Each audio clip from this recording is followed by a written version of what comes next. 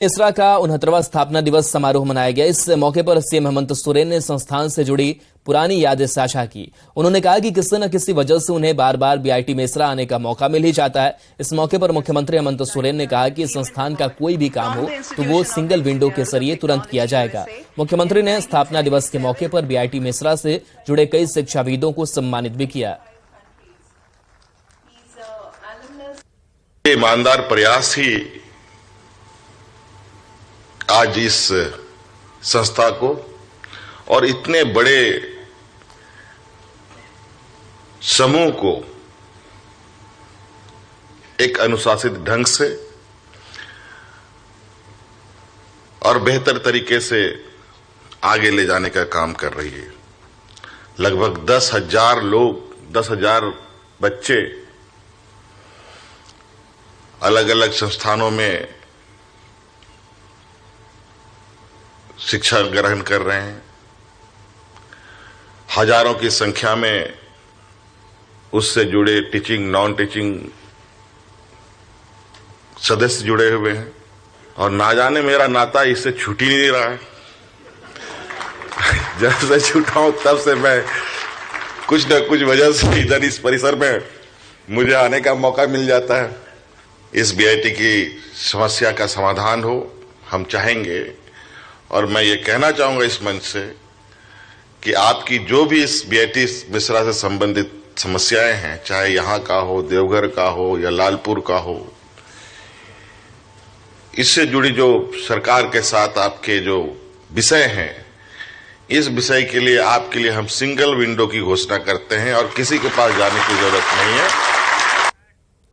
गढ़वा के लहसुनिया पहाड़ पर लायंस क्लब ने वृहत वृक्षारोपण अभियान शुरू किया। मंत्री मिथिलेश ठाकुर ने अभियान का उद्घाटन किया। इस मौके पर एक साथ 1,000 पौधे लगाए गए, जबकि 3,000 से ज्यादा पौधे गांव वालों के बीच बांटा गया। डीसी ने कहा कि बिरसा हरित योजना के तहत गांव-गांव में वृक्षारोपण की मुहिम जोर पकड़ रही है। इसके बेहतर परिणाम जल्द ही सामने आएंगे।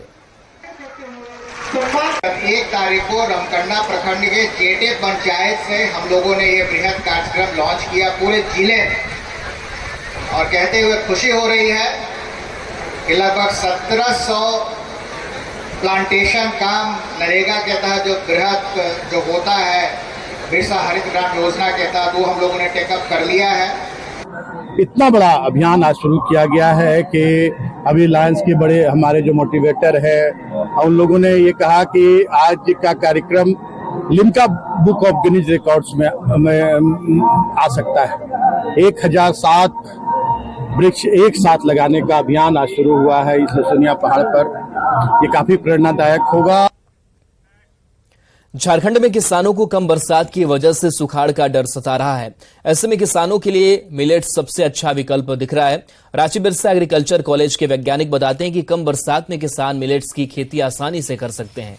वैज्ञानिक के अनुसार सफेद मड़ुआ का उत्पादन बिरसा एग्रीकल्चर कॉलेज में किया जा रहा है। सफेद मड़ुआ को पूरे देश भर में झारखंडी मड़वा के नाम से जाना जाएगा। उन्होंने कहा कि मड़वा से चाउमीन, मैगी, बिस्किट और कई तरह के उत्पाद बनाए जा सकते हैं।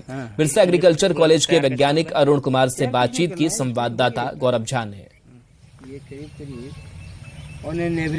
हालांकि इस वक्त हम बिरसा एग्रीकल्चर यूनिवर्सिटी में हैं और वहां से आपको उस तस्वीरों को दिखाने के लिए आए हैं कि जो इस बार मिलेट वर्ष मनाया जा रहा है उसमें किस तरीके से मड़ुए की जो खेती है वो होती है, और उसके साथ साथ एक खास फसल जो व्हाइट मड़वा है वो यहाँ पर सर है, हमारे साथ वैज्ञानिक हैं। सर, सबसे पहले तो ये बताइए कि आपके हाथ में जो ये मड़वा है क्या है ये, और किस तरीके से किसानों के लिए हेल्पफुल है? देखिए, ये जो आप अभी खेत में खड़े हैं, ये प्लॉट जो देख रहे हैं आप, ये व्हाइट मड़ुआ का है।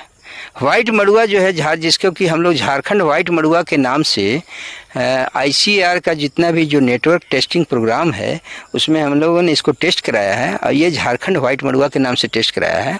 और इस बार जो हम लोगों का जो काउंसिल हुआ था, रिसर्च काउंसिल, उसमें ये आया कि जो भी हम लोग वैरायटी यहाँ से नई वैरायटी डेवलप करते हैं, चूँकि ये बिरसा कृषि विश्वविद्यालय है तो यहाँ से जितनी भी वैरायटी निकलती है जिस किसी भी फसल का, तो उसमें बिरसा वर्ड जरूर रहता है।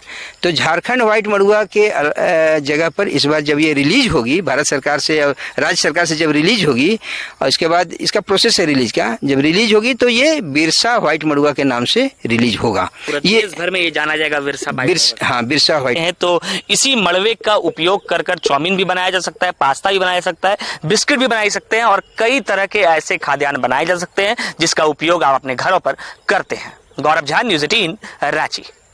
पलामू में लंबे समय बाद जोरदार बारिश होने से लोगों को गर्मी से राहत मिली है। शहरवासी पिछले कई दिनों से बारिश नहीं होने से परेशान थे। ऐसे में लोग लगातार हो रही बारिश का लुत्फ उठाते हुए नजर आ रहे हैं। किसानों के साथ साथ शहरवासियों को भी बारिश का लंबे समय से इंतजार था।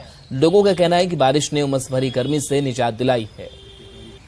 लग रहा है कि अभी ये 4 घंटा, 8 घंटा, 10 घंटा, 2 दिन तक लगातार बारिश होते रहेंगे और भरी गर्मी से अभी जुलाई आ गया। अभी यहाँ के निवासी पानी के लिए तरस रहे हैं, अभी भी टैंकर का यूज कर रहे हैं।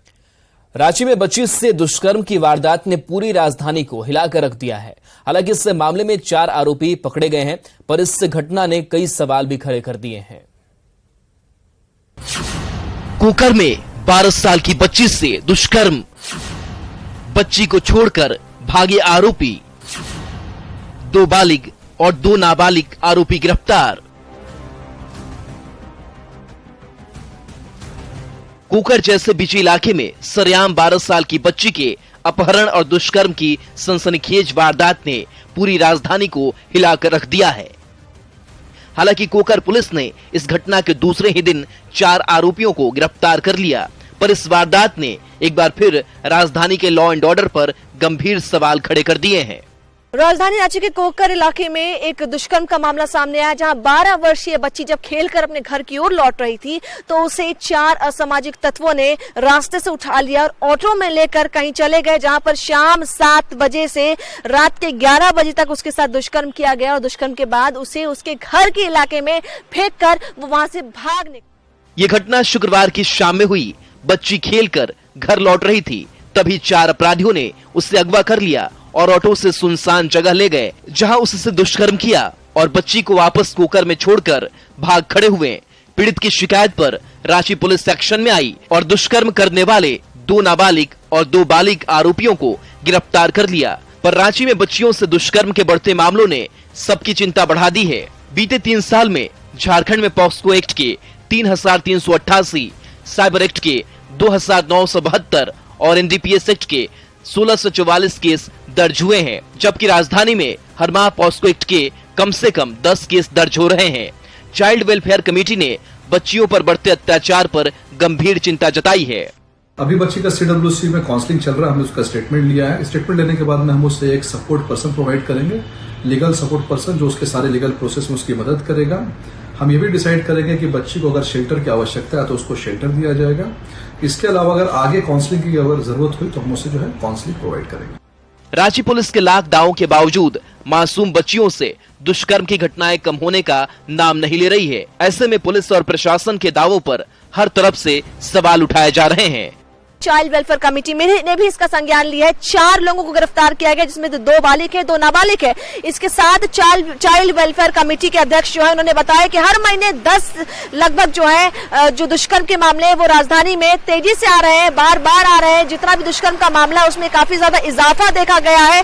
इसमें फिलहाल नियंत्रण पाना खुद वेलफेयर कमेटी के लिए भी एक बड़ी चुनौती दिख रही है। रूपाली त्रिपाठी, न्यूज़ 18, रांची। और आइए एक नजर इस वक्त की हेडलाइंस पर।